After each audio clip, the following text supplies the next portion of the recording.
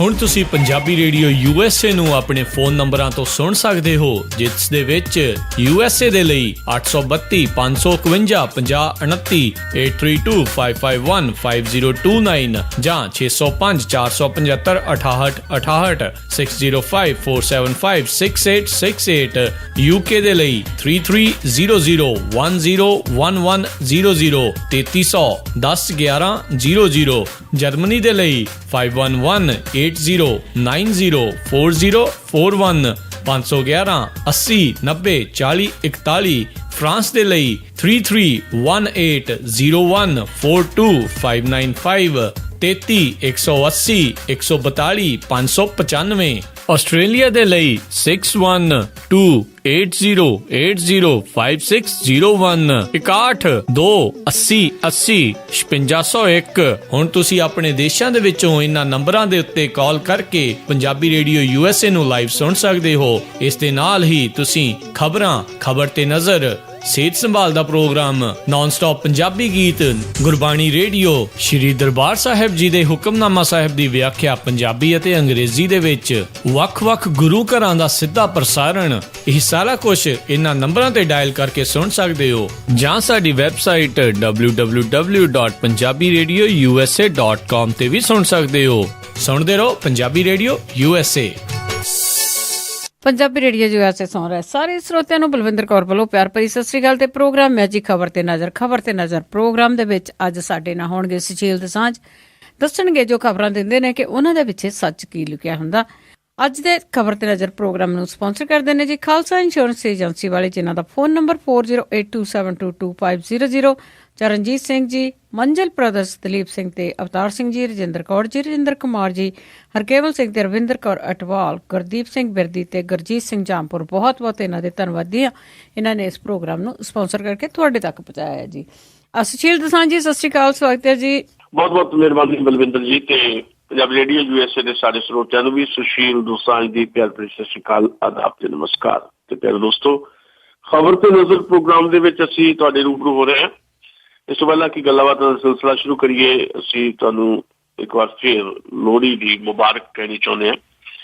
ਇੱਧਰ ਬੈਠੇ ਸਾਡੇ ਸਾਰੇ ਭਾਰਤ ਵਾਸੀਆਂ ਵੱਲੋਂ ਤੁਹਾਨੂੰ ਸਾਰਿਆਂ ਨੂੰ ਲੋਹੜੀ ਦੀਆਂ ਬਹੁਤ-ਬਹੁਤ ਮੁਬਾਰਕਾਂ। ਸਾਡੇ ਇੱਥੇ ਲੋਹੜੀ ਦੇ ਜਸ਼ਨ ਮਨਾ ਲਏ ਗਏ ਨੇ ਤੇ ਤੁਹਾਡੇ ਵੱਲ ਲੋਹੜੀ ਦੇ ਜਸ਼ਨ ਚੱਲ ਰਹੇ ਹੋਣਗੇ। ਸੋ ਲੋਹੜੀ ਦੇ ਜਸ਼ਨਾਂ ਦੇ ਚੱਲਦੇ ਹੀ ਅਸੀਂ ਖਬਰ ਤੇ ਨਜ਼ਰ ਪ੍ਰੋਗਰਾਮ ਦੇ ਵਿੱਚ ਕੁਝ ਮੁੱਦਿਆਂ ਤੇ ਚਰਚਾ ਕਰਨੀ ਹੈ ਤੇ ਗੱਲਬਾਤ ਦਾ ਸਿਲਸਿਲਾ ਸ਼ੁਰੂ ਕਰਨਗੇ ਬਲਵਿੰਦਰ ਜੀ। ਅੱਜ ਹੀ ਸੁਸ਼ੀਲ ਜੀ, ਸਾਡੇ ਸਾਰੇ ਹੀ ਸਰੋਤਿਆਂ ਵੱਲੋਂ ਤੁਹਾਨੂੰ ਵੀ ਲੋਹੜੀ ਤੇ ਮਾਘੀ ਦੀਆਂ ਬਹੁਤ-ਬਹੁਤ ਮੁਬਾਰਕਾਂ। ਅਤੇ ਆਪਾਂ ਗੱਲ ਸ਼ੁਰੂ ਕਰਦੇ ਹਾਂ ਜੀ, ਕਾਂਗਰਸ ਤੋਂ ਸ਼ੁਰੂ ਕਰ ਦਿੰਦੇ ਆ ਕਿ ਕਾਂਗਰਸ ਦੇ ਵਿੱਚ ਕੈਪਟਨ ਅਮਰਿੰਦਰ ਆ, ਮੀਟਿੰਗ ਦੇ ਵਿੱਚੋਂ ਉਹਨਾਂ ਦੀ ਜਿਹੜੀ ਕਾਰਜਕਾਰਨੀ ਮੀਟਿੰਗ ਸੀਗੀ ਗਾਇਬ ਰਹੇ ਆ, ਤੇ ਫਿਰ ਵੀ ਉਹਨਾਂ ਨੇ ਜਿਹੜਾ ਸ਼ਕਤੀ ਪ੍ਰਦਰਸ਼ਨ ਆ ਉਹ ਵੀ ਬਾਹਰ ਰਹਿ ਕੇ ਬਹੁਤ ਕੀਤਾ ਆ। ਇਹਦੇ ਵਿੱਚ ਕੀ ਹੋ ਸਕਦਾ? ਉਹ ਨਾਰਾਜ਼ ਹੋ ਸਕਦੇ ਆ, ਜਾਂ ਉਹਨਾਂ ਨੂੰ ਸੱਦਿਆ ਹੀ ਨਹੀਂ ਗਿਆ, ਜਾਂ ਉਹਨਾਂ ਨੂੰ ਪਤਾ ਹੀ ਨਹੀਂ ਸੀਗਾ ਕਿ ਮੀਟਿੰਗ ਹੈਗੀ ਅੱਜ। ਕੈਪਟਨ ਅਮਰਿੰਦਰ ਹੋਰਾਂ ਨੇ ਤਾਂ ਇਹੀ ਗੱਲ ਕਹੀ ਹੈ ਕਿ ਮੈਨੂੰ ਮੀਟਿੰਗ ਦਾ ਪਤਾ ਨਹੀਂ ਸੀ, ਪਰ ਇਹ ਗੱਲ ਠੀਕ ਨਹੀਂ ਹੈ, ਕਿਉਂਕਿ ਇਹ ਪੋਸੀਬਿਲਿਟੀ ਨਹੀਂ ਹੈ ਕਿ ਨੈਸ਼ਨਲ ਐਗਜ਼ੈਕਟਿਵ ਦੀ ਮੀਟਿੰਗ ਹੋਵੇ ਤੇ ਕੈਪਟਨ ਅਮਰਿੰਦਰ ਨੂੰ ਇਹਦੀ ਜਾਣਕਾਰੀ ਨਾ ਹੋਵੇ। ਇਹ ਕਿਵੇਂ ਪੋਸੀਬਲ ਹੈ? ਉਹ ਨਹੀਂ ਗਏ, ਜਾਣਬੁੱਝ ਕੇ ਨਹੀਂ ਗਏ। ਕਾਰਨ ਉਹਨਾਂ ਦੇ ਨਾ ਜਾਣ ਦਾ ਇਹ ਹੈ ਕਿ ਅਸਲ ਦੇ ਵਿੱਚ ਪੰਜਾਬ ਦੇ ਵਿੱਚ ਜਿਹੜੀ ਕਾਂਗਰਸ ਪਾਰਟੀ ਦੀ ਲੀਡਰਸ਼ਿਪ ਹੈ ਇਸ ਵੇਲੇ ਪ੍ਰਤਾਪ ਸਿੰਘ ਬਾਜਵਾ ਹੋਰਾਂ ਦੇ ਹੱਥ ਦੇ ਵਿੱਚ, ਉਸ ਲੀਡਰਸ਼ਿਪ ਨੂੰ ਬਿਲਕੁਲ ਵੀ ਪ੍ਰਵਾਨ ਨਹੀਂ ਕਰ ਰਹੇ ਕੈਪਟਨ ਅਮਰਿੰਦਰ। 2 ਦਿਨ ਪਹਿਲਾਂ ਹੀ ਉਹਨਾਂ ਨੇ ਆਪਣੇ ਮੋਤੀ ਮਹਿਲ ਪਟਿਆਲੇ ਦੇ ਵਿੱਚ ਬਕਾਇਦਾ ਇੱਕ ਲੰਚ ਆਰਗੇਨਾਈਜ਼ ਕੀਤਾ, ਜਿਹਦੀਆਂ ਖਬਰਾਂ ਤੁਸੀਂ ਸਾਰੇ ਸੁਣ ਚੁੱਕੇ ਹੋ। ਉਹਦੇ 'ਚ 35 ਦੇ ਕਰੀਬ ਮੌਜੂਦਾ MLA ਤੇ 50 ਦੇ ਕਰੀਬ ਜਿਹੜੇ ਸਾਬਕਾ MLA ਕੈਪਟਨ ਅਮਰਿੰਦਰ ਦੇ ਸੱਦੇ ਤੇ ਆਏ। 3 ਜਿਹੜੇ MP ਜਿੱਤੇ ਆ ਪੰਜਾਬ 'ਚ, ਉਹ ਵੀ ਉੱਥੇ ਹਾਜ਼ਰ ਸੀ। 44 MLA ਆ ਕਾਂਗਰਸ ਕੋਲ, ਉਹਦੇ ਵਿੱਚ 2 ਤੇ ਚੱਲ ਗਏ ਛੱਡ ਕੇ, ਜੀਤਮਿੰਦਰ ਸਿੱਧੂ ਤੇ ਜੋਗਿੰਦਰ ਜੈਨ ਅਕਾਲੀ ਲੈ ਗਏ ਉਹਨਾਂ ਨੂੰ। 42 ਬੱਚੇ, 42 ਦੇ ਵਿੱਚੋਂ 35 ਮੌਜੂਦਾ ਜਿਹੜੇ MLA ਆ ਉਹਨਾਂ ਦਾ ਕੈਪਟਨ ਅਮਰਿੰਦਰ ਦੇ ਲੰਚ ਤੇ ਪਹੁੰਚਣਾ, ਇਹ ਆਪਣੇ ਆਪ ਦੇ ਵਿੱਚ ਕੈਪਟਨ ਅਮਰਿੰਦਰ ਦੀ ਜਿਹੜੀ ਕਾਂਗਰਸ ਪਾਰਟੀ ਦੇ ਅੰਦਰ ਤਾਕਤ ਹੈ ਉਹਦਾ ਮੁਜ਼ਾਹਰਾ ਸੀ। ਉਸ ਤੋਂ ਬਾਅਦ ਹੀ ਉਹਨਾਂ ਨੇ, ਉਸ ਮੀਟਿੰਗ ਤੋਂ ਤੁਰੰਤ ਬਾਅਦ ਉਹਨਾਂ ਨੇ ਅੰਮ੍ਰਿਤਸਰ ਦੇ ਵਿੱਚ ਬਕਾਇਦਾ ਭਾਰਤੀ ਜਨਤਾ ਪਾਰਟੀ ਦੀ ਜਿਹੜੀ 22 ਜਨਵਰੀ ਨੂੰ ਰੈਲੀ ਹੋਣੀ ਸੀ, ਉਹਦੇ ਪੈਰਲਲ ਰੈਲੀ ਰੱਖਣ ਦਾ ਐਲਾਨ ਕਰ ਦਿੱਤਾ। ਉਸ ਤੋਂ ਬਾਅਦ ਬੜਾ ਤੇਜ਼ੀ ਨਾਲ ਘਟਨਾ ਚੱਕਰ ਜਿਹੜਾ ਚੱਲਿਆ ਤੇ ਕੈਪਟਨ ਅਮਰਿੰਦਰ ਨੇ ਇਹ ਸਾਬਤ ਜਾਂ ਪ੍ਰਮਾਣਿਤ ਕੀਤਾ ਹੈ ਕਿ ਪੰਜਾਬ ਕਾਂਗਰਸ ਦੇ ਸਭ ਤੋਂ ਵੱਡੇ ਆਗੂ ਜਿਹੜੇ ਇਸ ਵੇਲੇ ਵੀ ਉਹ ਕੈਪਟਨ ਅਮਰਿੰਦਰ ਸਿੰਘ ਆਪ ਹੈ। ਤੇ ਉੱਥੇ ਮਤਾ ਵੀ ਪਾਸ ਕੀਤਾ ਗਿਆ ਵੀ ਕੈਪਟਨ ਅਮਰਿੰਦਰ ਨੂੰ ਪ੍ਰਧਾਨ ਬਣਾਇਆ ਜਾਵੇ। ਭਾਵੇਂ ਹੁਣ ਨਵੀਆਂ ਗੱਲਾਂ ਵੀ ਆ ਰਹੀਆਂ ਕਿ ਕੈਪਟਨ ਅਮਰਿੰਦਰ ਆਪ ਪ੍ਰਧਾਨ ਨਾ ਬਣ ਕੇ, ਕਿਉਂਕਿ ਹਾਈਕਮਾਨ ਜਿਹੜੀ ਹੈ ਬਹੁਤ ਕਸੂਤੀ ਫਸੀ ਹੋਈ ਹੈ, ਹਾਈਕਮਾਨ ਨੂੰ ਨਿਕਲਣ ਦਾ ਰਸਤਾ ਨਹੀਂ ਲੱਭ ਰਿਹਾ, ਤੇ ਕੈਪਟਨ ਅਮਰਿੰਦਰ ਸੁਨੀਲ ਜਾਖੜ ਨੂੰ ਪ੍ਰਧਾਨ ਬਣਾਉਣ ਦਾ ਇੱਕ ਆਪਣਾ ਤੁਰਪ ਦਾ ਪੱਤਾ ਵੀ ਚੱਲ ਸਕਦੇ ਆ ਵੀ ਉਹਨਾਂ ਨੂੰ ਅੱਗੇ ਕਰ ਦਿੱਤਾ ਜਾਏ, ਤਾਂ ਜੋ ਹਾਈਕਮਾਨ ਵੀ ਇਸ ਸੰਕਟ ਦੇ ਵਿੱਚੋਂ ਨਿਕਲ ਆਵੇ, ਕਿਉਂਕਿ ਹਾਈਕਮਾਨ ਨੂੰ ਪਤਾ ਨਹੀਂ ਲੱਗਦਾ ਕਰਨਾ ਕੀ ਹੈ। ਹੁਣ ਹਾਈਕਮਾਨ ਨੇ ਜਦੋਂ ਦੇਖਿਆ ਕਿ ਕੈਪਟਨ ਦੀ ਐਡੀ ਤਾਕਤ ਹੈ ਤੇ ਕੈਪਟਨ ਦੀ ਜਿਹੜੀ ਤੇਵਰ ਹੈ ਉਹ ਬਾਗੀ ਹੈ ਤੇ ਕੈਪਟਨ ਆਪਣੇ ਤੇਵਰ ਨਰਮ ਨਹੀਂ ਕਰ ਰਹੇ, ਈਵਨ ਉਹਨਾਂ ਨੇ ਜਿਹੜੀ ਰੈਲੀ ਦਾ ਐਲਾਨ ਕੀਤਾ ਸੀ ਉਹਦੇ 'ਚ ਪ੍ਰਤਾਪ ਸਿੰਘ ਬਾਜਵਾ ਬਾਰੇ ਕਿਹਾ ਕਿ ਜੇ ਉਹ ਆਉਣਾ ਚਾਹੁੰਦੇ ਹੈ ਤਾਂ ਸਾਡੇ ਕੋਆਰਡੀਨੇਟਰ ਜਿਹੜੇ ਹੈ ਜ਼ਿਲ੍ਹਾ ਲੈਵਲ 'ਤੇ ਜਿਹੜੇ ਅਸੀਂ ਰਾਣਾ ਗੁਰੂ ਜੀ ਤੋਂ ਉਹਨਾਂ ਨਾਲ ਗੱਲ ਕਰਨ। ਯਾਨੀ ਇੱਕ ਪੰਜਾਬ ਦਾ ਪ੍ਰੈਜ਼ੀਡੈਂਟ ਪਾਰਟੀ ਦਾ ਉਹ ਰੈਲੀ 'ਚ ਸ਼ਾਮਲ ਹੋਵੇ ਨਾ ਹੋਵੇ, ਇਹ ਜਿਹੜਾ ਫੈਸਲਾ ਕੈਪਟਨ ਅਮਰਿੰਦਰ ਕਰ ਰਹੇ ਹੈ, ਇਸ ਤੋਂ ਜ਼ਿਆਦਾ ਬਾਗੀ ਤੇਵਰ ਨਹੀਂ ਹੋ ਸਕਦੇ। ਇਹ ਸਾਰੀਆਂ ਸਿਚੁਏਸ਼ਨਸ ਜਿਹੜੀਆਂ ਉਹਨਾਂ ਨੂੰ ਵਾਚ ਕਰਦੀ ਹੈ ਹਾਈਕਮਾਨ, ਪਰ ਹਾਈਕਮਾਨ ਦੀ ਮਜਬੂਰੀ ਇਹ ਹੈ ਕਿ ਹਾਈਕਮਾਨ ਉਸ ਬੰਦੇ ਦੇ ਖਿਲਾਫ ਤਾਂ ਐਕਸ਼ਨ ਲੈ ਲੈਂਦੀ ਹੈ ਜਿਹਦੇ ਪਿੱਛੇ ਕੋਈ ਮਾਸ ਜਿਹੜੀ ਆ ਕੋਈ ਵੱਡੀ ਤਾਕਤ ਨਾ ਹੋਵੇ। ਜਿੱਦਾਂ ਜਗਮੀਤ ਬਰਾੜ ਆ ਉੱਦਾਂ ਉਹ ਮਾਸ ਲੀਡਰ ਹੈ, ਪਰ ਜਗਮੀਤ ਬਰਾੜ ਜਿਹੜੇ ਉਹਨਾਂ ਦੇ ਪਿੱਛੇ ਫੋਲੋਅਰ ਨਹੀਂ ਸੀਗੇ ਇੰਨੇ ਜਿੰਨੇ ਕੈਪਟਨ ਅਮਰਿੰਦਰ ਦੇ ਪਿੱਛੇ ਹੈ। ਸੋ ਜਗਮੀਤ ਬਰਾੜ ਦੇ ਵਿਰੁੱਧ ਐਕਸ਼ਨ ਲੈ ਲਿਆ, ਕੈਪਟਨ ਅਮਰਿੰਦਰ ਦੇ ਵਿਰੁੱਧ ਐਕਸ਼ਨ ਨਹੀਂ ਲੈ ਸਕਦੀ ਕਾਂਗਰਸ ਪਾਰਟੀ, ਕਿਉਂਕਿ ਜੇ ਉਹਦੇ ਵਿਰੁੱਧ ਐਕਸ਼ਨ ਲੈਂਦੀ ਹੈ ਤਾਂ ਕਾਂਗਰਸ ਪਾਰਟੀ ਨੂੰ ਤੋੜ ਕੇ ਇੱਕ ਨਵੀਂ ਪਾਰਟੀ ਕੈਪਟਨ ਅਮਰਿੰਦਰ ਖੜੀ ਕਰ ਸਕਦੇ ਆ, ਤੇ ਇੰਨੀ ਤਾਕਤ ਉਹਨਾਂ ਕੋਲ ਦਿਖਾਈ ਦੇ ਰਹੀ ਹੈ। 7 ਸਾਲ ਹੋ ਗਏ, 7 ਤੋਂ ਬਾਅਦ ਹੈ ਕੈਪਟਨ ਅਮਰਿੰਦਰ ਸਿੰਘ ਪੰਜਾਬ ਦੇ ਵਿੱਚੋਂ, ਉਹਦੇ ਬਾਵਜੂਦ ਜਿੱਤੇ ਹੋਏ MLA ਜਿਹੜੇ ਆ ਉਹਨਾਂ ਦਾ 90% ਦਾ ਕੈਪਟਨ ਦੀ ਪਿੱਠ ਦੇ ਪਿੱਛੇ ਖਲੋ ਜਾਣਾ, ਇਹ ਹਾਈਕਮਾਨ ਵਾਸਤੇ ਜਿਹੜਾ ਆ ਬਹੁਤ ਵੱਡਾ ਚੈਲੰਜ ਹੈ, ਚੁਣੌਤੀ ਹੈ। ਇਸੇ ਕਰਕੇ ਜਦੋਂ ਕਾਂਗਰਸ ਦੀ ਵਰਕਿੰਗ ਕਮੇਟੀ ਦੇ ਵਿੱਚੋਂ ਕੈਪਟਨ ਅਮਰਿੰਦਰ ਗੈਰ ਹਾਜ਼ਰ ਰਹਿੰਦੇ ਹੈ ਤੇ ਫਿਰ ਹਾਈਕਮਾਨ ਜਿਹੜੀ ਉਹ ਬੇਬਸ ਦਿਖਾਈ ਦਿੰਦੀ ਹੈ। ਹੁਣ ਤਾਜ਼ਾ ਜਾਣਕਾਰੀ ਇਹ ਹੈ ਕਿ ਕੈਪਟਨ ਅਮਰਿੰਦਰ ਨੂੰ ਮਨਾਉਣ ਲਈ ਅਹਿਮਦ ਪਟੇਲ ਜਿਹੜੇ ਸਿਆਸੀ ਸਲਾਹਕਾਰ ਹੈ ਸੋਨੀਆ ਗਾਂਧੀ ਦੇ, ਉਹਨਾਂ ਦੀ ਡਿਊਟੀ ਲਾਈ ਗਈ ਹੈ। ਉਹ ਕੀ ਮਨਾਉਂਦੇ ਆ, ਕੀ ਕਰਦੇ, ਕੀ ਨਹੀਂ, ਯਾਨੀ ਕੋਈ ਵਿਚਾਰਲਾ ਰਸਤਾ ਕੱਢਣ ਦੀ ਜਿਹੜੀ ਕੋਸ਼ਿਸ਼ ਹੁਣ ਹਾਈਕਮਾਨ ਕਰੇਗੀ। ਕੈਪਟਨ ਅਮਰਿੰਦਰ ਨੇ ਪ੍ਰਤਾਪ ਸਿੰਘ ਬਾਜਵਾ ਵਾਸਤੇ ਬਹੁਤ ਜ਼ਿਆਦਾ ਵੱਡਾ ਸੰਕਟ ਖੜਾ ਕਰ ਦਿੱਤਾ ਕਿ ਪ੍ਰਤਾਪ ਸਿੰਘ ਬਾਜਵਾ ਇਸ ਸਿਚੁਏਸ਼ਨ ਦੇ ਵਿੱਚ ਕੁਇਟ ਕਰਦੇ ਆ ਤੇ ਪ੍ਰਤਾਪ ਸਿੰਘ ਬਾਜਵਾ ਕਹਿ ਦਿੰਦੇ ਆ ਵੀ ਠੀਕ ਹੈ ਚਲੋ ਮੈਂ ਪਿੱਛੇ ਹਟ ਜਾਂਦਾ, ਤਾਂ ਫਿਰ ਪ੍ਰਤਾਪ ਸਿੰਘ ਬਾਜਵਾ ਦਾ ਸਰੈਂਡਰ ਮੰਨਿਆ ਜਾਊਗਾ, ਜਿਹੜਾ ਪ੍ਰਤਾਪ ਸਿੰਘ ਬਾਜਵਾ ਦੇ ਆਪਦੀ ਸਿਆਸੀ ਕੈਰੀਅਰ ਵਾਸਤੇ ਮਾੜਾ। ਜੇ ਕੈਪਟਨ ਅਮਰਿੰਦਰ ਜਿਹੜੇ ਆ ਉਹ ਪਿੱਛੇ ਹਟਣ ਵਾਲੇ ਨੇ, ਜੇ ਕੈਪਟਨ ਅਮਰਿੰਦਰ ਦੀ ਮੰਨ ਕੇ ਹਾਈਕਮਾਨ ਕੈਪਟਨ ਅਮਰਿੰਦਰ ਨੂੰ ਪੰਜਾਬ ਕਾਂਗਰਸ ਦੀ ਪ੍ਰਧਾਨਗੀ ਦੇ ਦਿੰਦੇ ਆ ਤਾਂ ਉਹ ਇਹਦਾ ਭਾਵ ਇਹ ਹੋਏਗਾ ਕਿ ਕੈਪਟਨ ਅਮਰਿੰਦਰ ਵੱਡੇ ਕਹਿ ਲਓ ਵੀ ਇੱਕ ਹੋ ਗਏ ਨੇ ਹਾਈਕਮਾਨ ਤੋਂ ਵੀ ਵੱਡੇ, ਤੇ ਇਹ ਮੈਸੇਜ ਆਏਗਾ ਕਿ ਹਾਈਕਮਾਨ ਤਾਂ ਕੁਝ ਹੈ ਹੀ ਨਹੀਂ, ਨਾ ਸੋਨੀਆ ਗਾਂਧੀ ਕੁਝ ਹੈ, ਨਾ ਰਾਹੁਲ ਗਾਂਧੀ ਕੁਝ ਹੈ, ਇਹ ਤਾਂ ਕੈਪਟਨ ਅਮਰਿੰਦਰ ਨੇ ਝੁਕਾ ਲਿਆ। ਸੋ ਇਸ ਸਿਚੁਏਸ਼ਨ ਦੇ ਵਿੱਚ ਹੁਣ ਇੱਕ ਵਿਚਾਰਲਾ ਰਸਤਾ ਕੱਢਣ ਦੀ ਕੋਸ਼ਿਸ਼ ਕੈਪਟਨ ਅਮਰਿੰਦਰ ਦੇ ਜਿਹੜੀ ਤੇਵਰ ਹੈ ਉਹਨਾਂ ਨੂੰ ਨਰਮ ਕਰਨ ਦੀ ਕੋਸ਼ਿਸ਼ ਦੇ ਵਿੱਚ ਹਾਈਕਮਾਨ ਕਰ ਸਕਦੀ ਹੈ। ਹੁਣ ਵਿਚਾਰਲਾ ਰਸਤਾ ਕੀ ਹੋ ਸਕਦਾ? ਵਿਚਾਰਲਾ ਰਸਤਾ ਇਹੀ ਹੈ ਕਿ ਕੈਪਟਨ ਅਮਰਿੰਦਰ ਕਹਿਣ ਕਿ ਭਾਈ ਮੈਨੂੰ ਨਹੀਂ ਪ੍ਰਧਾਨ ਬਣਾਉਣਾ ਤੇ ਮੇਰੇ ਆਹ ਬੰਦਾ ਪ੍ਰਧਾਨ ਬਣਾ ਦਿਓ। ਉਹਦੇ 'ਚ ਰਾਈਟ ਹੈਂਡ ਜਿਹੜੇ ਸੁਨੀਲ ਜਾਖੜ ਉਹਨਾਂ ਨੂੰ ਹੁਣ ਅੱਗੇ ਕੈਪਟਨ ਅਮਰਿੰਦਰ ਕਰ ਸਕਦੇ ਆ, ਇੱਦਾਂ ਦੀ ਸੰਭਾਵਨਾ ਬਣ ਰਹੀ ਹੈ। ਬਾਕੀ ਪੋਲੀਟਿਕਸ ਦੇ ਵਿੱਚ ਭਵਿੱਖਬਾਣੀਆਂ ਤਾਂ ਕੀਤੀਆਂ ਨਹੀਂ ਜਾ ਸਕਦੀਆਂ। ਕੈਪਟਨ ਅਮਰਿੰਦਰ ਦੇ ਮਨ 'ਚ ਕੀ ਹੈ, ਪੂਰਾ ਜਿਹੜਾ ਉਹਨਾਂ ਦੇ ਮਨ ਦੇ ਵਿੱਚ ਨਕਸ਼ਾ ਬਣਿਆ ਹੋਏਗਾ ਕਿ ਉਹ ਕੀ ਚਾਹੁੰਦੇ ਆ ਪੰਜਾਬ ਕਾਂਗਰਸ ਦੇ ਵਿੱਚ ਆਪਣੀ ਭੂਮਿਕਾ, ਉਹਦਾ ਉਹਨਾਂ ਨੂੰ ਪਤਾ ਹੋਊਗਾ। ਪਰ ਜਿਹੜੇ ਤੇਵਰ ਉਹਨਾਂ ਦੇ ਦਿਖਾਈ ਦੇ ਰਹੇ ਆ ਉਹ ਨਰਮ ਪੈਣ ਵਾਲੇ ਨਹੀਂ। ਕੈਪਟਨ ਅਮਰਿੰਦਰ ਹੁਣ ਆਰ ਪਾਰ ਦੀ ਲੜਾਈ ਦੇ ਵਿੱਚ ਹੈ। ਹੁਣ ਇਹ ਹਾਈਕਮਾਨ ਦੇ ਪਾਲੇ ਦੇ ਵਿੱਚ ਗੇਂਦ ਸੁੱਟ ਦਿੱਤੀ ਉਹਨਾਂ ਨੇ ਕਿ ਹਾਈਕਮਾਨ ਨੇ ਤੇ ਕੀ ਫੈਸਲਾ ਕਰਨਾ। ਇਹਦੀਆਂ ਹੋਰ ਬਹੁਤ ਸਾਰੀਆਂ ਐਕਸਟੈਂਸ਼ਨਸ ਹੋ ਸਕਦੀਆਂ। ਕੈਪਟਨ ਅਮਰਿੰਦਰ ਸਿੰਘ ਜੇ ਮਸਲਾ ਨਹੀਂ ਹੱਲ ਹੁੰਦਾ ਤਾਂ ਕੈਪਟਨ ਅਮਰਿੰਦਰ ਸਿੰਘ ਕੁਝ ਵੀ ਸਿਆਸੀ ਤੌਰ ਦੇ ਉੱਤੇ ਕਰ ਸਕਦੇ ਆ। ਉਹ ਕੁਝ ਵੀ ਕੀ ਕਰ ਸਕਦੇ ਆ? ਭਾਰਤੀ ਜਨਤਾ ਪਾਰਟੀ ਤਾਂ ਜਾ ਨਹੀਂ ਸਕਦੇ। ਜਿੱਦਾਂ ਦੀਆਂ ਖਬਰਾਂ ਆ ਰਹੀਆਂ ਸੀ ਉਹ ਭਾਰਤੀ ਜਨਤਾ ਪਾਰਟੀ ਦੀ ਲੀਡਰਸ਼ਿਪ ਦੇ ਸੰਪਰਕ ਵਿੱਚ ਹੈ। ਪਰ ਇਹ ਜ਼ਰੂਰ ਹੈ ਕਿ ਕੈਪਟਨ ਅਮਰਿੰਦਰ ਸਿੰਘ ਜੇ ਕਾਂਗਰਸ ਪਾਰਟੀ ਵਾਲੇ ਉਹਨਾਂ ਦੀ ਗੱਲ ਨਹੀਂ ਮੰਨਦੇ, ਉਹਨਾਂ ਨੂੰ ਪ੍ਰਧਾਨ ਨਹੀਂ ਬਣਾਉਂਦੇ, ਵੱਖਰੀ ਗੱਲ ਹੈ। ਜੇ ਉਹ ਉਹਨਾਂ ਦੇ ਕਹੇ ਤੇ ਸੁਨੀਲ ਜਾਖੜ ਨੂੰ ਜਾਂ ਕਿਸੇ ਹੋਰ ਨੂੰ ਜਿਹੜੇ ਉਹਨਾਂ ਦਾ ਪਸੰਦ ਦਾ ਪ੍ਰਧਾਨ ਹੈ ਉਹ ਨਹੀਂ ਮੰਨਦੀ ਹਾਈਕਮਾਨ ਕਾਂਗਰਸ ਦੀ, ਤਾਂ ਫਿਰ ਕੈਪਟਨ ਅਮਰਿੰਦਰ ਜਿਹੜੇ ਆ ਕਿਤੇ ਲੱਗਦਾ ਹੈ ਵੀ ਕਿਤੇ ਨਾ ਕਿਤੇ ਇਸ ਤਰ੍ਹਾਂ ਦੀ ਸਿਚੁਏਸ਼ਨ ਜਿਹੜੀ ਕ੍ਰੀਏਟ ਕਰ ਸਕਦੇ ਆ ਕਿ ਆਪਣੀ ਅਗਵਾਈ ਦੇ ਵਿੱਚ ਇੱਕ ਵੱਖਰੀ ਪਾਰਟੀ ਪੰਜਾਬ ਦੇ ਵਿੱਚ ਉਹ ਬਣਾ ਲੈਣ। ਇਹ ਵੀ ਸਿਚੁਏਸ਼ਨ ਹੈ। ਇਹ ਤਾਂ ਹੈ ਜੇ ਕੈਪਟਨ ਅਮਰਿੰਦਰ ਦੀ ਕੋਈ ਵੀ ਗੱਲ ਹਾਈਕਮਾਨ ਨੇ ਨਾ ਮੰਨੀ। ਸੋ ਪੰਜਾਬ ਦੇ ਵਿੱਚ ਕਾਂਗਰਸ ਪਾਰਟੀ ਜਿਹੜੀ ਇਸ ਵੇਲੇ ਵੱਡੇ ਸੰਕਟ ਦੇ ਦੌਰ ਚੋਂ ਗੁਜ਼ਰ ਰਹੀ ਹੈ ਜੀ। ਹਾਂਜੀ, ਤੇ ਅੱਗੇ ਆਪਾਂ ਕੈਪਟਨ ਅਮਰਿੰਦਰ ਦੀ ਗੱਲ ਕਰ ਰਹੇ ਹਾਂ ਤਾਂ ਉਹਨਾਂ ਨੇ ਇੱਕ ਰੈਲੀ ਰੱਖੀ ਹੈ ਜੀ, ਤੇ ਉਸ ਦੇ ਵਿੱਚ ਅਮਿਤ ਸ਼ਾਹ ਨੇ ਵੀ ਰੈਲੀ ਰੱਖੀ ਸੀਗੀ ਉਸੇ ਬਰਾਬਰ ਤੇ, ਪਰ ਬੀਜੇਪੀ ਵਾਲੇ ਭੱਜ ਗਏ ਆ। ਕੀ ਕਾਰਨ ਹੋ ਸਕਦੇ ਆ? ਉਹ ਡਰਦੇ ਭੱਜ ਗਏ ਆ ਜਾਂ ਕੋਈ ਉਹਨਾਂ ਨੂੰ ਕੰਮਕਾਰ ਹੋ ਸਕਦੇ ਆ? ਦੇਖੋ, ਇਹ ਦੇਖਣ ਵਾਲੀ ਗੱਲ ਹੈ ਕਿ ਜਦੋਂ ਕੈਪਟਨ ਅਮਰਿੰਦਰ ਸਿੰਘ ਨੇ ਆਪਣੇ ਘਰ ਲੰਚ ਦਿੱਤਾ ਤੇ ਉਹਨੇ ਕਿਹਾ ਕਿ ਅਸੀਂ ਦਿੱਲੀ ਦੇ ਵਿੱਚ ਅੰਮ੍ਰਿਤਸਰ ਦੇ ਵਿੱਚ ਲਲਕਾਰ ਰੈਲੀ ਕਰਾਂਗੇ, ਉਹਨਾਂ ਦੇ ਅਨਾਊਂਸ ਕਰਨ ਤੋਂ ਬਾਅਦ ਇਹ ਚਰਚਾ ਚੱਲ ਪਈ ਪੰਜਾਬ ਦੇ ਵਿੱਚ ਵੀ ਇਹ ਕੈਪਟਨ ਅਮਰਿੰਦਰ ਨੇ ਵੀ ਰੈਲੀ ਕਰਨੀ ਹੈ ਡਰੱਗ ਦੇ ਇਸ਼ੂ ਦੇ ਉੱਤੇ ਹੀ ਅੰਮ੍ਰਿਤਸਰ ਦੇ ਵਿੱਚ ਹੀ, ਤੇ ਉਸੇ ਦਿਨ ਕਰਨੀ ਹੈ ਜਿਸ ਦਿਨ ਭਾਰਤੀ ਜਨਤਾ ਪਾਰਟੀ ਦੇ ਨੈਸ਼ਨਲ ਪ੍ਰੈਜ਼ੀਡੈਂਟ ਅਮਿਤ ਸ਼ਾਹ ਆ ਰਹੇ ਹੈ। ਤਾਂ ਫਿਰ ਭਾਰਤੀ ਜਨਤਾ ਪਾਰਟੀ ਜਿਹੜੀ ਹੈ ਉਹ ਕੁਇਟ ਕਰ ਸਕਦੀ ਹੈ, ਪਿੱਛੇ ਜਾ ਸਕਦੀ ਹੈ, ਕਿਉਂਕਿ ਭਾਰਤੀ ਜਨਤਾ ਪਾਰਟੀ ਨੂੰ ਇਹ ਡਰ ਹੈ ਵੀ ਉਹ ਕੈਪਟਨ ਅਮਰਿੰਦਰ ਦੇ ਮੁਕਾਬਲੇ ਇਕੱਠ ਨਹੀਂ ਕਰ ਸਕਦੇ। ਇਸ ਕਰਕੇ ਇਹ ਚਰਚਾ ਚੱਲ ਪਈ। ਅੱਛਾ, ਉਹ ਚਰਚਾ ਜਿਹੜੀ ਆ ਉਹਨੂੰ ਹਕੀਕਤ ਦਾ ਰੂਪ ਦਿੱਤਾ ਗਿਆ ਜਦੋਂ ਦਿੱਲੀ ਦੀਆਂ ਚੋਣਾਂ ਦਾ ਐਲਾਨ ਹੋ ਗਿਆ ਕਿ 7 ਫਰਵਰੀ ਨੂੰ ਦਿੱਲੀ 'ਚ ਹੋਣਗੀਆਂ। ਜਦੋਂ ਇਹ ਐਲਾਨ ਕੀਤਾ ਗਿਆ ਕਿ ਦਿੱਲੀ 'ਚ 7 ਫਰਵਰੀ ਨੂੰ ਚੋਣਾਂ ਹੋਣਗੀਆਂ, ਉਸ ਤੋਂ ਅੱਧੇ ਘੰਟੇ ਬਾਅਦ ਹੀ ਭਾਰਤੀ ਜਨਤਾ ਪਾਰਟੀ ਦੀ ਅਮਿਤ ਸ਼ਾਹ ਦੀ ਰੈਲੀ ਜਿਹੜੀ ਆ ਪੋਸਟਪੋਨ ਕਰਨ ਦਾ ਜਿਹੜਾ ਮੈਸੇਜ ਆ ਗਿਆ, ਸੁਨੇਹਾ ਆ ਗਿਆ ਜਾਂ ਖਬਰ ਆ ਗਈ, ਜਿਸ ਤੋਂ ਪਤਾ ਲੱਗਦਾ ਜਾਂ ਪ੍ਰਮਾਣਿਤ ਹੁੰਦਾ ਹੈ ਵੀ ਪਹਿਲਾਂ ਤੋਂ ਤੈਅ ਸੀ ਕਿ ਜਿਹੜੀ ਅੰਮ੍ਰਿਤਸਰ ਦੀ ਰੈਲੀ ਹੈ ਬੀਜੇਪੀ ਦੀ ਉਹ ਪੋਸਟਪੋਨ ਕਰਨੀ ਹੈ, ਕਿਉਂਕਿ ਕੈਪਟਨ ਅਮਰਿੰਦਰ ਦੀ ਰੈਲੀ ਦੇ ਮੁਕਾਬਲੇ ਬੀਜੇਪੀ ਆਪਣਾ ਇਕੱਠ ਨਹੀਂ ਸੀ ਕਰ ਸਕਦੀ। ਉਹਦੇ ਕਾਰਨ 2 ਕਾਰਨ ਤਾਂ ਬਿਲਕੁਲ ਸਾਫ਼ ਹੈ। ਇੱਕ ਕਾਰਨ ਤਾਂ ਇਹੀ ਹੈ ਵੀ ਬੀਜੇਪੀ ਇਕੱਲੇ ਤੌਰ ਤੇ ਰੈਲੀ ਕਰ ਰਹੀ ਸੀ। ਬੀਜੇਪੀ ਨੇ ਅਕਾਲੀ ਦਲ ਦੇ ਨਾਲ ਕਿਸੇ ਕਿਸਮ ਦੀ ਸਾਂਝ ਜਾਂ ਤਾਲਮੇਲ ਇਸ ਰੈਲੀ ਨੇ ਨਹੀਂ ਸੀ ਕੀਤਾ। ਈਵਨ ਇਹ ਵੀ ਸਵਾਲ ਉੱਠ ਰਹੇ ਸੀ ਕਿ ਬਾਦਲ ਸਾਹਿਬ ਨੂੰ ਬੁਲਾਉਣਾ ਆ ਜਾਂ ਨਹੀਂ ਬੁਲਾਉਣਾ। ਤੇ ਫਿਰ ਬੀਜੇਪੀ ਦੀ ਜਿਹੜੀ ਪੰਜਾਬ ਦੀ ਲੀਡਰਸ਼ਿਪ ਹੈ ਉਹਦਾ ਇੱਕ ਵੱਡਾ ਹਿੱਸਾ ਇਹ ਕਹਿ ਰਿਹਾ ਸੀ ਕਿ ਬਾਦਲ ਸਾਹਿਬ ਨੂੰ ਨਹੀਂ ਬੁਲਾਉਣਾ, ਜਦ ਬੀਜੇਪੀ ਆਪਣੇ ਤੌਰ ਤੇ ਰੈਲੀ ਕਰ ਰਹੀ ਹੈ ਤੇ ਉਹਦੇ 'ਚ ਡਰੱਗ ਦਾ ਇਸ਼ੂ ਉੱਠਣਾ, ਤੇ ਡਰੱਗ ਦਾ ਇਸ਼ੂ ਉੱਠਣਾ ਤੇ ਅਕਾਲੀ ਵੀ ਘੇਰੇ ਜਾਣੇ ਆ ਤੇ ਬਾਦਲ ਸਾਹਿਬ ਨੂੰ ਬੁਲਾਉਣ ਦੀ ਕੋਈ ਜ਼ਰੂਰਤ ਨਹੀਂ।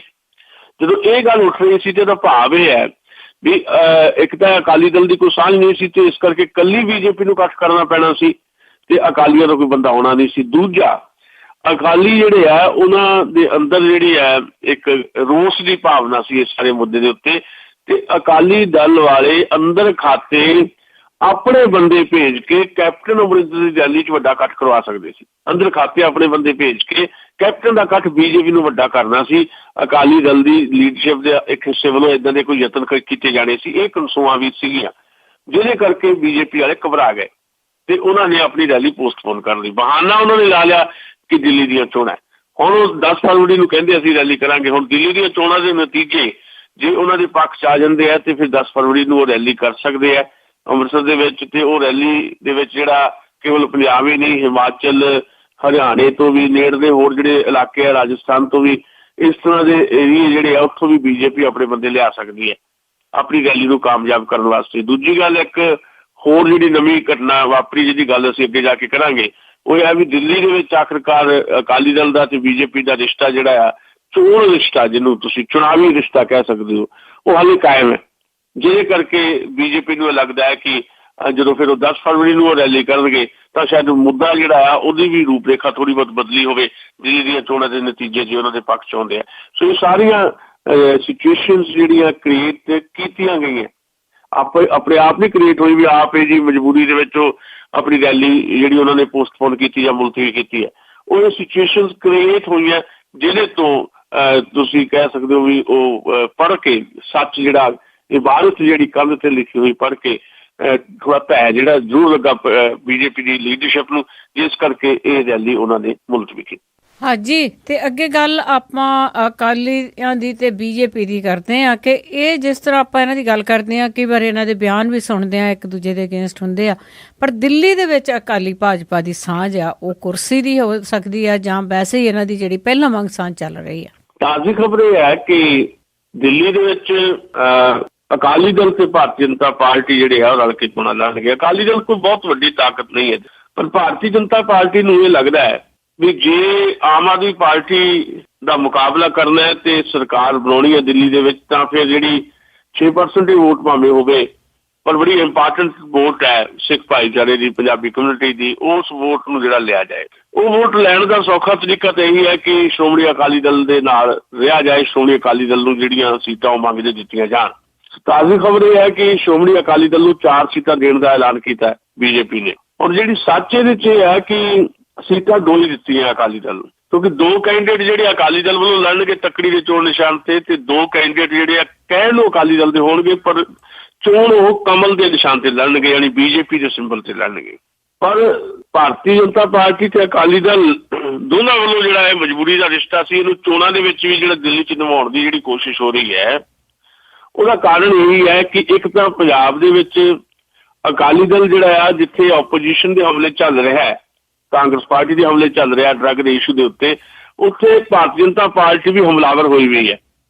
ਉਹ ਜਿਹੜੀ ਭਾਰਤੀ ਜਨਤਾ ਪਾਰਟੀ ਦਾ ਹਮਲਾ ਆ, ਜਿੱਦਾਂ ਹੁਣ ਰੈਲੀ ਦਾ ਆਪਾਂ ਜ਼ਿਕਰ ਕੀਤਾ, ਰੈਲੀ ਪੋਸਟਪੋਨ ਹੋਣ ਨਾਲ ਸਭ ਤੋਂ ਜ਼ਿਆਦਾ ਖੁਸ਼ੀ ਅਕਾਲੀ ਦਲ ਨੂੰ ਹੋਈ ਹੈ।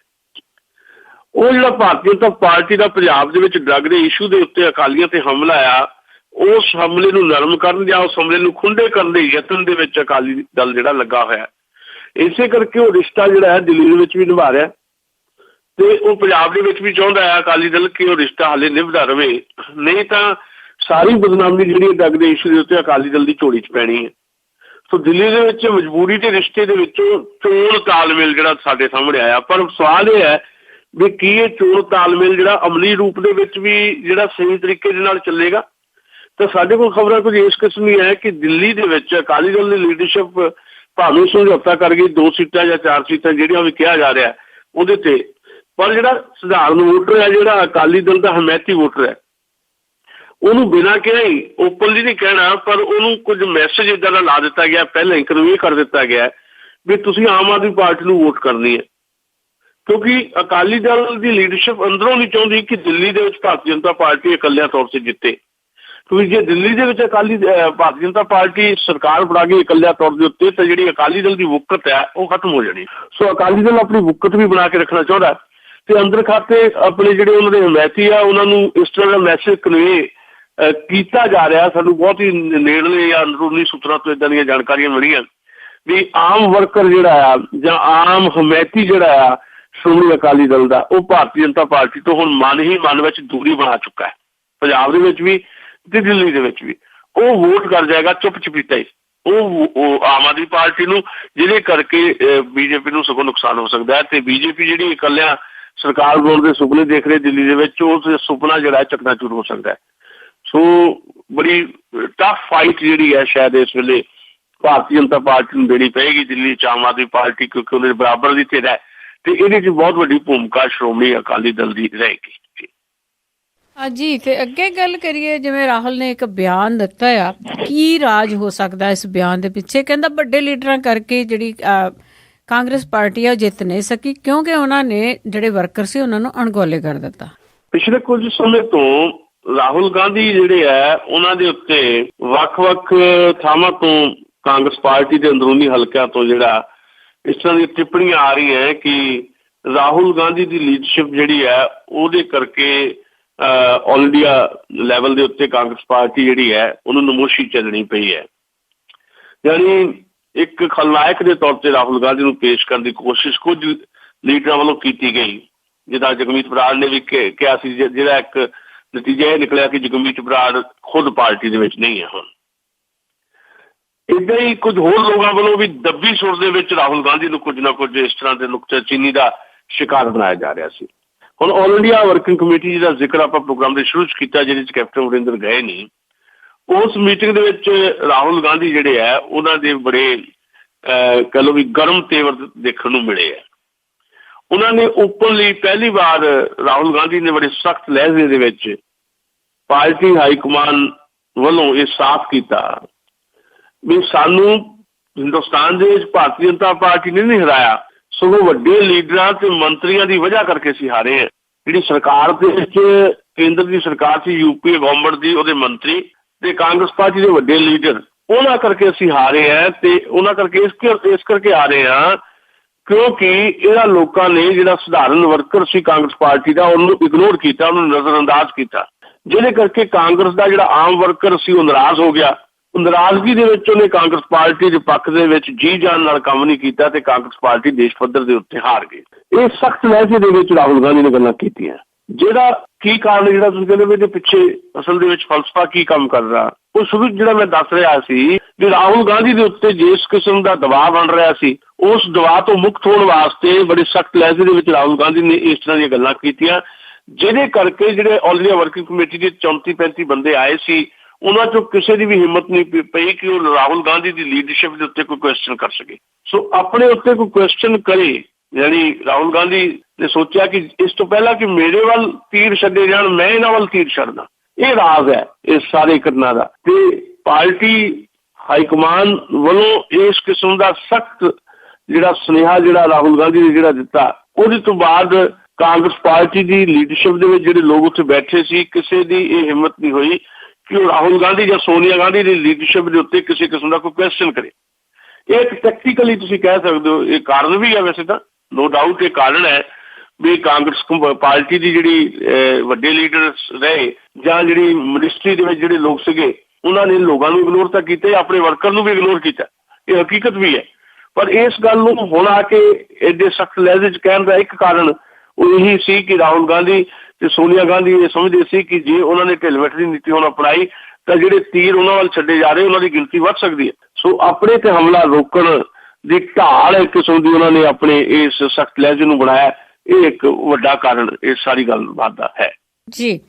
ਤੇ ਅੱਗੇ ਜੀ ਜਗਮੀਤ ਸਿੰਘ ਦੀ ਗੱਲ ਕਰੀਏ, ਤੁਸੀਂ ਜਿਸ ਤਰ੍ਹਾਂ ਦੱਸਿਆ ਹੈ ਵੀ ਕਿਸੇ ਪਾਰਟੀ ਦੇ ਵਿੱਚ ਨਹੀਂ ਹੈਗੇ, ਉਹ ਵੀ ਲੱਗਦਾ ਸੀਗਾ ਵੀ ਜੇ ਤੇ ਉਹਨੇ ਜਾਣਾ ਹੈ ਬੀਜੇਪੀ ਦੇ ਵਿੱਚ ਤਾਂ ਉਹ ਵੇਟ ਕਰ ਰਹੇ ਸੀਗੇ ਅਮਿਤ ਸ਼ਾਹ ਦੀ ਰੈਲੀ ਦੀ, ਪਰ ਹੁਣ ਉਹ ਕੀ ਬੋਲ ਰਹੇ ਆ?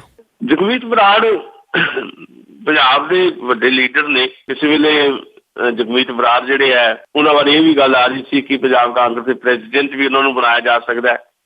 ਉਹਨਾਂ ਨੇ ਬੜੇ ਯਤਨ ਕੀਤੇ, ਪੰਜਾਬ ਦੇ ਮੁੱਖ ਮੰਤਰੀ ਦੇ ਉਮੀਦਵਾਰ ਦੇ ਤੌਰ ਤੇ ਵੀ ਆਪਣੀ ਪੇਸ਼ਕਾਰੀ ਉਹਨਾਂ ਨੇ ਕੀਤੀ, ਪਰ ਕਾਂਗਰਸ ਪਾਰਟੀ ਨੇ ਪਿਛਲੇ 10 ਸਾਲ ਤੋਂ ਬਹੁਤ ਹਾਈਕਮਾਨ ਨੇ ਜਗਮੀਤ ਬਰਾੜ ਨੂੰ ਅਣਦੇਖਾ ਕਰੀ ਰੱਖਿਆ, ਜਿਹਦੇ ਕਰਕੇ ਇੱਦਾਂ ਦਾ ਘਟਨਾ ਚੱਕਰ ਵਾਪਰਿਆ ਕਿ ਉਹਨਾਂ ਨੇ ਇੱਕ ਸਲਾਹ ਜਿਹੜੀ ਦਿੱਤੀ ਤੇ ਉਹ ਸਲਾਹ ਤੋਂ ਬਾਅਦ ਹਾਈਕਮਾਨ ਨੇ ਉਹਨਾਂ ਨੂੰ ਪਹਿਲਾਂ ਸਸਪੈਂਡ ਕੀਤਾ ਤੇ ਫਿਰ ਬਾਅਦ ਵਿੱਚ ਜਗਮੀਤ ਬਰਾੜ ਨੇ ਖੁਦ ਜਿਹੜਾ ਕਾਂਗਰਸ ਤੋਂ ਅਸਤੀਫਾ ਦਿੱਤਾ ਜਦੋਂ ਉਹਨਾਂ ਨੂੰ ਲੱਗਾ ਕਿ ਉਹਨਾਂ ਦੀ ਜਿਹੜੀ ਕਿਸੇ ਕਿਸਮ ਦੀ ਵੀ ਪੁੱਛਗਿੱਛ ਹੁਣ ਕਾਂਗਰਸ ਪਾਰਟੀ 'ਚ ਨਹੀਂ। ਤੇ ਜਿੱਦਾਂ ਤੁਸੀਂ ਕਿਹਾ ਕਿ ਉਹਨਾਂ ਦੀ ਟੇਕ ਸੀ 22 ਜਨਵਰੀ ਦੀ ਜਿਹੜੀ national president Bharatiya Janata party ਦੇ ਅਮਿਤ ਸ਼ਾਹ ਦੀ ਅੰਮ੍ਰਿਤਸਰ ਦੀ ਰੈਲੀ, ਇਹ ਕਿਹਾ ਜਾ ਰਿਹਾ ਸੀ ਕਿ ਇਸ ਰੈਲੀ ਦੇ ਵਿੱਚ ਉਹ ਤੇ ਉਹਨਾਂ ਦੇ 13-14 ਸਾਥੀ ਜਿਹੜੇ ਜਿਨ੍ਹਾਂ ਨੇ ਬਾਅਦ ਵਿੱਚ ਰਿਜ਼ਾਈਨ ਕੀਤਾ ਸੀ ਵੀ ਉਹ ਭਾਰਤੀ ਜਨਤਾ ਪਾਰਟੀ ਸ਼ਾਮਲ ਹੋਣਗੇ। ਪਰ ਹੁਣ ਰੈਲੀ ਤਾਂ ਗਈ। ਹੁਣ ਅੱਜ ਜੋ ਸਾਡੇ ਕੋਲ ਖਬਰਾਂ ਆਈਆਂ ਕਿ ਬਕਾਇਦਾ ਜਗਮੀਤ ਬਰਾੜ ਨੇ ਪੂਰੇ ਪੰਜਾਬ ਤੋਂ ਆਪਣੇ ਜਿਹੜੇ ਹਮਾਇਤੀ ਆ ਉਹਨਾਂ ਦੀ ਅੱਜ ਆਪਣੇ ਘਰ ਮੀਟਿੰਗ ਬੁਲਾਈ ਹੋਈ ਹੈ। ਇਸ ਮੀਟਿੰਗ ਦੇ ਵਿੱਚ ਸਲਾਹ ਮਸ਼ਵਰਾ ਕੀਤਾ ਜਾਏਗਾ, ਉਸ ਤੋਂ ਬਾਅਦ ਹੀ ਜਿਹੜਾ ਫਿਊਚਰ ਕੋਈ ਉਹਦਾ ਐਲਾਨ ਕੀਤਾ ਜਾਏਗਾ। ਬਕਾਇਦਾ ਉਹਨਾਂ ਦੇ ਬਹੁਤ ਨੇੜਲੇ ਸਾਥੀ ਜਿਨ੍ਹਾਂ ਨੇ ਰਿਜ਼ਾਈਨ ਕੀਤਾ, ਉਹਨਾਂ ਤੋਂ ਇੱਕ ਦਿਨ ਬਾਅਦ ਹੀ ਕਾਂਗਰਸ ਪਾਰਟੀ ਤੋਂ ਸਾਬਕਾ MLA ਵਿਜੇ ਸਾਥੀ, ਉਹਨਾਂ ਨੇ ਇਸ ਗੱਲ ਦੀ ਪੁਸ਼ਟੀ ਕੀਤੀ ਹੈ। ਜਗਮੀਤ ਬਰਾੜ ਜਿਹੜੇ ਹੈ 22 ਜਨਵਰੀ ਦੀ ਵੇਟ ਕਰ ਰਹੇ ਸੀ। 22 ਜਨਵਰੀ ਦੀ ਵੇਟ ਤਾਂ ਹੁਣ ਰਹਿ ਗਈ ਕਿਉਂਕਿ ਅਮਿਤ ਸ਼ਾਹ ਦੀ ਰੈਲੀ ਜਿਹੜੀ ਹੈ ਉਹ ਪੋਸਟਪੋਨ ਹੋ ਗਈ, ਉਹਨਾਂ ਨੇ BJP ਉੱਧਰ ਜੁਆਇਨ ਕਰਨੀ ਸੀ। ਹੁਣ ਜਦੋਂ ਦਿੱਲੀ ਦੀਆਂ ਚੋਣਾਂ ਆ ਗਈ ਹੈ, ਦਿੱਲੀ ਦੀਆਂ ਚੋਣਾਂ ਦੇ ਵਿੱਚ ਜਗਮੀਤ ਬਰਾੜ ਆਪਣੀ ਭੂਮਿਕਾ ਲੱਭਣਗੇ। ਇਹ ਹੋ ਸਕਦਾ ਹੈ ਕਿ ਜਗਮੀਤ ਬਰਾੜ ਵਾਸਤੇ ਭਾਰਤੀ ਜਨਤਾ ਪਾਰਟੀ ਨੂੰ ਜੁਆਇਨ ਜਿਹੜਾ ਕਰਨਾ ਸੀ ਉਹਨਾਂ ਦਾ, ਉਹ ਜਾਂ ਫਿਰ ਹੋ ਸਕਦਾ ਸੀ ਮਾਘੀ ਮੇਲਾ। ਤੇ ਹੁਣ ਮਾਘੀ ਮੇਲਾ ਜਿਹੜਾ ਉਹ ਵੀ ਅੱਜ ਤੋਂ ਸ਼ੁਰੂ ਹੈ।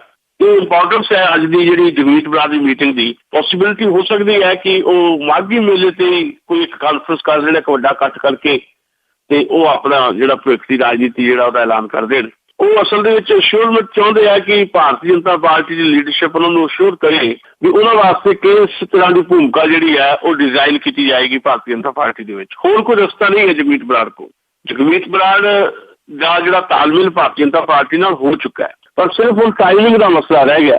ਹੋ ਸਕਦਾ ਉਹ ਮਾਘੀ ਮੇਲੇ ਤੇ ਕੋਈ ਨਾ ਕੋਈ ਵੱਡਾ ਲੀਡਰ ਜਿਹੜਾ ਆ BJP ਦਾ ਆਵੇ ਤੇ ਜਗਮੀਤ ਬਰਾੜ ਤੇ ਉਹਨਾਂ ਨੂੰ ਸਾਥੀਆਂ ਨੂੰ BJP ਸ਼ਾਮਲ ਕਰਵਾ ਲਵੇ। ਪਰ ਇਹ ਸਾਰੀ ਰਣਨੀਤੀ ਜਿਹੜੀ ਆ ਅੱਜ ਉਹਨਾਂ ਦੇ ਘਰ ਜਿਹੜੀ ਹੈ ਤੈਅ ਹੋਣੀ ਹੈ। ਸੋ ਅੱਜ ਸ਼ਾਮ ਤੱਕ ਉਹਨਾਂ ਦੀ ਜਿਹੜੀ ਰਣਨੀਤੀ ਹੈ ਉਹਦਾ ਖੁਲਾਸਾ ਹੋਣ ਦੀ ਸੰਭਾਵਨਾ ਹੈ ਜੀ। ਅੱਜ ਤੇ ਅੱਗੇ ਜਿਸ ਤਰ੍ਹਾਂ ਤੁਸੀਂ ਮਾਘੀ ਦੀ ਗੱਲ ਕੀਤੀ ਆ, ਮਾਘੀ ਦਾ ਮੇਲਾ ਵੀ ਲੱਗਦਾ ਆ, ਤੇ ਤੁਹਾਨੂੰ ਲੱਗਦਾ ਹੈ ਕਿ ਜਿੰਨੀਆਂ ਵੀ ਇਹ ਪਾਰਟੀਆਂ ਹੈਗੀਆਂ ਉਹਦੇ ਵਿੱਚ ਬਾਗੀਆਂ ਪਾਉਣਗੀਆਂ? ਦੇਖੋ, ਸਾਰਾ ਜ਼ੋਰ ਜਿਹੜਾ ਆ ਇਹਨਾਂ ਮੇਲਿਆਂ ਦੇ ਉੱਤੇ ਸਿਆਸੀ ਕਾਨਫਰੰਸਾਂ ਦੇ ਦੌਰਾਨ ਆਪਣਾ ਆਪਣਾ ਧੜਾ ਉਹਨੂੰ ਪਾਲਣ ਤੇ ਲੱਗ ਜਾਂਦਾ ਹੈ ਤੇ ਆਪਣੇ ਆਪਣੇ ਸ਼ੋਅ ਅਪ ਕਰਨਾ ਹੁੰਦਾ ਹੈ ਕਿ ਸਾਡੇ ਕੋਲ ਇੰਨੀ ਕੁ ਤਾਕਤ ਹੈ। ਹੁਣ ਇਹਦੇ 'ਚ ਜਿਹੜਾ ਮਾਘੀ ਮੇਲੇ 'ਚ ਜਿਹੜਾ ਇਸ ਵੇਲੇ ਜਿਹੜੇ ਵੱਖ-ਵੱਖ ਪਾਰਟੀਆਂ ਨੇ ਜਿਹੜੇ ਆਪਣੇ ਇਕੱਠ ਕਰਨੇ ਹੈ ਉਹ ਤਾਂ ਆਪਣੇ ਤਰੀਕੇ ਨਾਲ ਕਰਨਗੇ। ਇੱਕ ਅਕਾਲੀਆਂ ਦਾ ਆਪਣਾ ਇਕੱਠ ਹੋਣਾ ਤੇ ਪਰ ਜਿਹੜਾ ਕਾਂਗਰਸ ਦਾ ਇਕੱਠ ਹੈ ਉਹ ਬਹੁਤ ਇੰਪੋਰਟੈਂਟ ਹੈ ਕਿਉਂਕਿ ਕੈਪਟਨ ਅਮਰਿੰਦਰ ਸਿੰਘ ਨੇ ਜਿਹੜਾ 22 ਤਰੀਕ ਦੀ ਰੈਲੀ ਰੱਖ ਦਿੱਤੀ, ਉਹਦੇ 'ਚ ਪ੍ਰਤਾਪ ਸਿੰਘ ਬਾਜਵਾ ਜਿਹੜੇ ਹੈ ਉਹਨਾਂ ਨੂੰ ਬੁਲਾਇਆ ਨਹੀਂ ਤੇ ਉਹਨਾਂ ਨੂੰ ਇਹ ਕਹਿਤਾ ਕਿ ਜੇ ਤੁਸੀਂ ਆਉਣਾ ਹੈ ਤਾਂ ਇਹ ਉਸ ਹਲਕੇ ਦੀ ਅੰਮ੍ਰਿਤਸਰ ਹਲਕੇ ਦੀ ਰੈਲੀ ਹੈ, ਤੁਸੀਂ ਜਿਹੜਾ ਕੋਆਰਡੀਨੇਟਰ ਹੈ ਰਾਣਾ ਗੁਰਜੀਤ ਉਹਨਾਂ ਨਾਲ ਗੱਲ ਕਰੋ। ਉਸ ਤੋਂ ਬਾਅਦ ਪ੍ਰਤਾਪ ਸਿੰਘ ਬਾਜਵਾ ਦੇ ਕੋਲ ਇਹ ਮੌਕਾ ਅੱਜ ਵੀ ਜਿਹੜੀ ਮਾਘੀ ਮੇਲੇ ਤੇ ਕਾਨਫਰੰਸ ਹੋਣੀ ਉਹਦੇ ਵਿੱਚ ਵੱਡਾ ਇਕੱਠ ਕਰ ਜਾਣ ਪ੍ਰਤਾਪ ਸਿੰਘ ਬਾਜਵਾ, ਕਿਉਂਕਿ ਇਹਦੇ 'ਚ ਕੈਪਟਨ ਅਮਰਿੰਦਰ ਨੇ ਨਹੀਂ ਜਾਣਾ।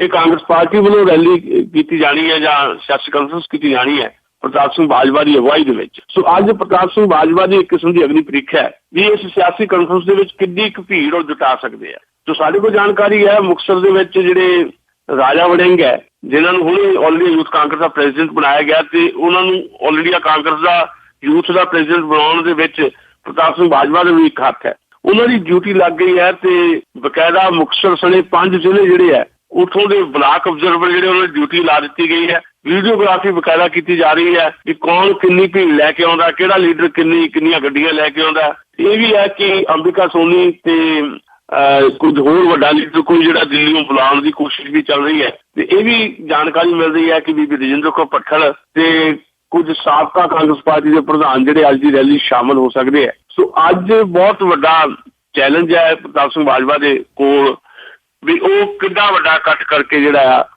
ਉਹ ਆਪਣੀ ਤਾਕਤ ਦਰਸਾਉਂਦੇ ਆ, ਕਿਉਂਕਿ ਕੈਪਟਨ ਅਮਰਿੰਦਰ ਨੇ ਤਾਂ ਤਾਕਤ ਜਿਹੜੀ ਹੈ ਉਹ ਦਿਖਾ ਦਿੱਤੀ ਹੈ 35 MLA ਇਕੱਠੇ ਕਰਕੇ। ਹੁਣ ਪੰਜਾਬ ਦੇ ਵੱਖ-ਵੱਖ ਜ਼ਿਲ੍ਹਿਆਂ ਦੇ ਪ੍ਰਧਾਨ ਤੇ ਜਿਹੜੇ MLA ਵੀ ਹੈ ਉਹਨਾਂ ਨੂੰ ਰਾਜ਼ੀ ਕਰ ਰਿਹਾ ਪ੍ਰਤਾਪ ਸਿੰਘ ਬਾਜਵਾ। ਵੱਧ ਤੋਂ ਵੱਧ MLA ਜਿਹੜੇ ਹੈ ਉਹਨਾਂ ਨੂੰ ਇਸ ਸਿਆਸੀ ਕਾਨਫਰੰਸ ਵਿੱਚ ਲਿਆਉਣ ਦੀ ਜਿਹੜੀ ਕੋਸ਼ਿਸ਼ ਹੈਗੀ ਹੈ, ਕਿਉਂਕਿ ਬਹੁਤੇ MLA ਸ਼ਾਇਦ ਨਾ ਹੋਣ ਕਿਉਂਕਿ ਉਹ ਸਿੱਧੇ ਤੌਰ ਤੇ ਕੈਪਟਨ ਧੜੇ ਦੇ ਨਾਲ ਜੁੜੇ ਹੋਏ ਹੈ। ਬਹੁਤ ਕੈਪਟਨ ਦਾ ਧੜਾ ਜਿਹੜਾ ਇਸ ਕਾਨਫਰੰਸ ਦਾ ਬਾਈਕਾਟ ਕਰ ਰਿਹਾ ਕਿਉਂਕਿ ਕੈਪਟਨ ਦੇ ਕਲੱਬ ਦੇ ਵਿੱਚ 35 MLA ਹੈਗੇ ਹੈ। ਸੋ ਉਹਨਾਂ 35 MLA ਚੋਂ ਵੀ ਕੋਈ MLA ਜਿਹੜਾ ਆਏਗਾ ਪ੍ਰਤਾਪ ਸਿੰਘ ਬਾਜਵਾ ਦੀ ਕਾਨਫਰੰਸ ਦੇ ਵਿੱਚ, ਇਹ ਦੇਖਣ ਵਾਲੀ ਗੱਲ ਹੈ। ਪਰ ਪ੍ਰਤਾਪ ਸਿੰਘ ਬਾਜਵਾ ਨੇ ਪੂਰੀ ਤਾਕਤ ਆਪਣੀ ਇਸ ਗੱਲ ਵਿੱਚ ਝੋਕੀ ਹੋਈ ਹੈ ਕਿ ਉਹ ਵੀ ਵੱਧ ਤੋਂ ਵੱਧ ਜਿਹੜਾ ਉਹ ਇਕੱਠ ਕਰਕੇ ਤੇ ਵੱਧ ਤੋਂ ਵੱਧ ਲੀਡਰਸ਼ਿਪ ਨੂੰ ਅੱਜ ਦੀ ਕਾਨਫਰੰਸ ਵਿੱਚ ਸ਼ਾਮਿਲ ਕਰਕੇ ਆਪਣੀ ਤਾਕਤ ਦਿਖਾਉਣ। ਜਗਮੀਤ ਬਰਾੜ ਵੱਖਰੇ ਤੌਰ ਦੇ ਉੱਤੇ ਜਾਣਗੇ, ਉਹਨਾਂ ਦੀ ਕਮੀ ਕਾਂਗਰਸੀ ਸਟੇਜ ਤੋਂ ਜਿਹੜੀ ਹੈ ਜ਼ਰੂਰ ਦਿਖਾਈ ਦੇਗੀ ਕਿਉਂਕਿ ਜਗਮੀਤ ਬਰਾੜ ਮਾਘੀ ਮੇਲੇ ਤੇ ਮੁੱਖ ਆਕਰਸ਼ਣ ਰਹਿੰਦੇ ਹਮੇਸ਼ਾ ਹੀ। ਪਰ ਜਗਮੀਤ ਬਰਾੜ ਆਪਣਾ ਇਕੱਠ ਵੱਖਰਾ ਕਰ ਸਕਦੇ, ਉਹਨਾਂ ਦੇ ਆਪਣੇ ਘਰ ਦੇ ਵਿੱਚ ਅੱਜ ਮੀਟਿੰਗ ਹੈ ਜਿਹਦਾ ਜ਼ਿਕਰ ਅਸੀਂ ਕੀਤਾ ਹੈ।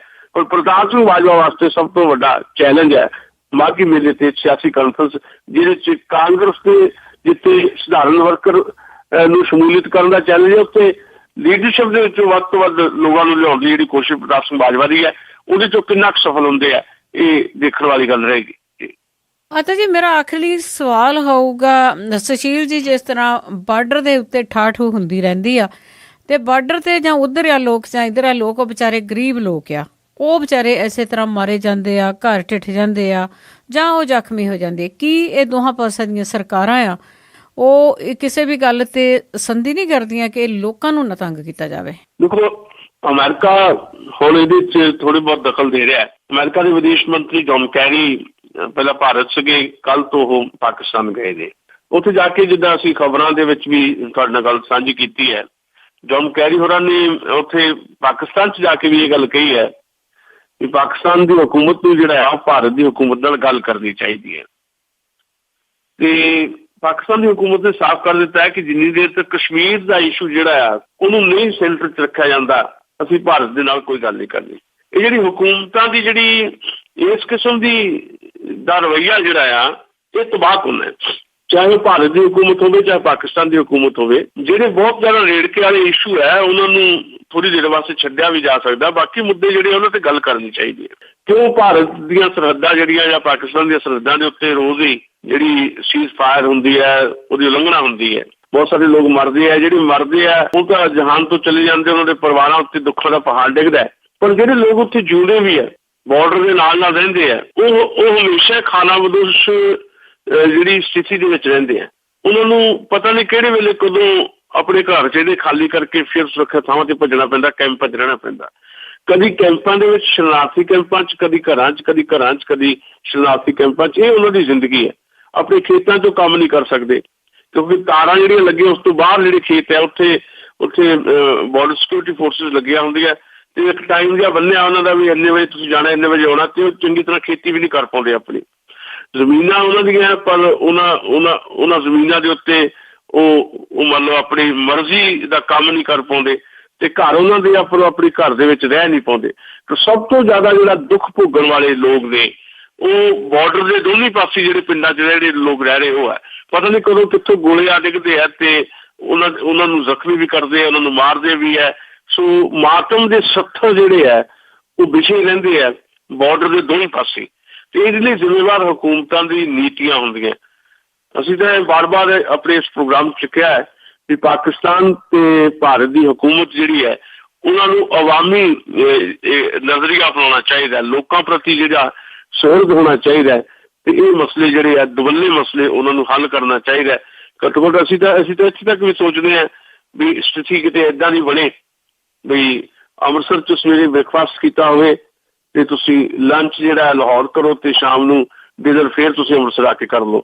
ਦੋਵੇਂ ਪਾਸੇ ਤਾਂ ਖੁੱਲ੍ਹਣੇ ਚਾਹੀਦੇ ਹੈ, ਆਦਾਨ ਪ੍ਰਦਾਨ ਚਾਹੀਦਾ, ਕਲਚਰਲ ਆਦਾਨ ਪ੍ਰਦਾਨ ਚਾਹੀਦਾ, ਲਿਟਰੇਰੀ ਆਦਾਨ ਪ੍ਰਦਾਨ ਚਾਹੀਦਾ, ਸਮਾਜਿਕ ਤੌਰ ਦੇ ਉੱਤੇ ਆਦਾਨ ਪ੍ਰਦਾਨ ਹੋਣਾ ਚਾਹੀਦਾ, ਰਾਜਸੀ ਤੇ ਵਪਾਰਕ ਆਦਾਨ ਪ੍ਰਦਾਨ ਦੀ ਬਹੁਤ ਜ਼ਿਆਦਾ ਜ਼ਰੂਰਤ ਹੈ। ਇਹੀ ਦੋਨਾਂ ਮੁਲਕਾਂ ਦੇ ਭਲੇ 'ਚ ਹੈ, ਪਰ ਸਰਕਾਰਾਂ ਹਾਲੇ ਇਸ ਪਾਸੇ ਵੱਲ ਧਿਆਨ ਨਹੀਂ ਦੇ ਰਹੀਆਂ। ਜਿਸ ਤਰ੍ਹਾਂ ਤੁਸੀਂ ਕਿਹਾ ਆ, ਬਹੁਤ ਸਾਰੇ ਜਿਹੜੇ ਗੁਆਂਢੀ ਮੁਲਕ ਹੁੰਦੇ ਆ ਇਸੇ ਤਰ੍ਹਾਂ ਹੁੰਦੇ ਆ, ਉਹ ਬ੍ਰੇਕਫਾਸਟ ਕਿਤੇ ਤੇ ਲੰਚ ਕਿਤੇ ਕਰਦੇ ਆ ਤੇ ਨਾਲ ਨਾਲ ਉਹ ਬਿਜ਼ਨਸ ਵੀ ਕਰਦੇ ਆ। ਪਰ ਇਹੀ ਆਸ ਕਰਦੇ ਆ ਕਿ ਕਿਸੇ ਦਿਨ ਇੱਥੇ ਵੀ ਇਸ ਤਰ੍ਹਾਂ ਹੋਵੇ। ਬਹੁਤ ਬਹੁਤ ਧੰਨਵਾਦ ਸੁਸ਼ੀਲ ਦੋਸਾਂਝ ਜੀ। ਸ਼ੁਕਰੀਆ ਜੀ। ਅਸਲ ਇਹ ਸਨ ਸੁਸ਼ੀਲ ਦੋਸਾਂਝ ਜੋ ਸਾਡੇ ਨਾਲ ਜੁੜੇ ਤੇ ਦੱਸਿਆ ਕਿ ਉਹ ਜੋ ਖਬਰਾਂ ਦਿੰਦੇ ਨੇ ਉਹ ਉਹਨਾਂ ਦੇ ਪਿੱਛੇ ਕੀ ਸੱਚ ਲੁਕਿਆ ਹੁੰਦਾ। ਬਲਵਿੰਦਰ ਕੌਰ ਵੱਲੋਂ ਸਾਰੇ ਸਰੋਤਿਆਂ ਨੂੰ ਪਿਆਰ ਭਰੀ ਸਤਿ ਸ੍ਰੀ ਅਕਾਲ।